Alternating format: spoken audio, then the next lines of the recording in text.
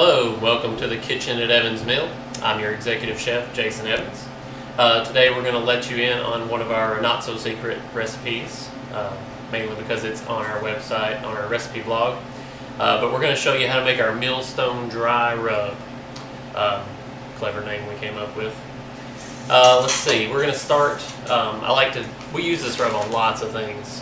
We use it from chicken to pork to beef, fish, you name it. We put it on just about everything. Tofu even, I think, this weekend.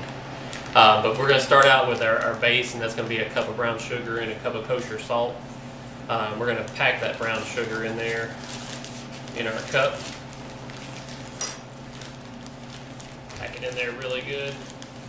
And then I've got a bowl, and I've got a whisk. I find that's probably the easiest way to mix this all up once you get everything in there. We'll get our kosher salt in there. And I like the kosher salt versus the other ones. You get a little different texture and not quite as much sodium.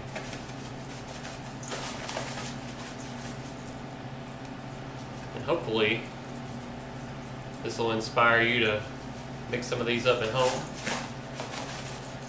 I think this rub probably originated from us just throwing things together originally.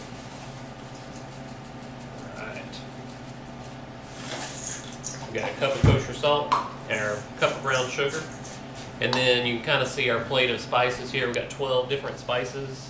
I'll go through the amounts, but you can find the recipe on the recipe blog. We've got coffee, and I will say you want to put your coffee grinder on Turkish grind or the finest grind you possibly can, so you don't end up with coffee grounds in your teeth.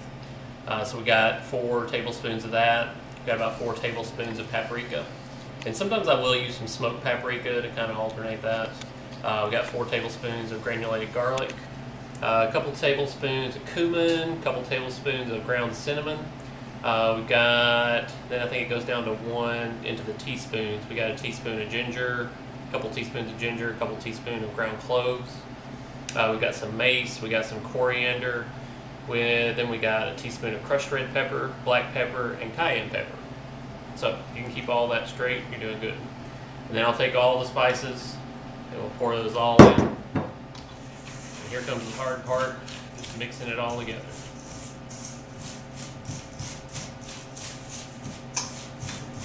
This is the part where you can get creative. You can make this just like we make it, or you can kind of, throw some curry in there, throw some, more of one thing or another, and kind of make it your own dry rub.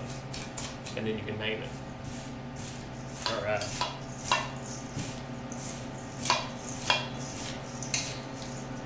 There we go. Then we just keep this in an airtight container. This will last us a weekend anyway. We'll kind of season up our beef tenderloins. Gonna do some pork tenderloin tonight. And when you do season up your beef or your chicken or whatever, put it on there, let it sit a little while. That'll kind of let the brown sugar kind of start soaking up some of the moisture from the meat. And it'll make a nice kind of sticky rub. And then when you go to sear that meat, you're caramelizing the brown sugar. It's going to be a nice color, the paprika, the coffee. It's just a wonderful combination.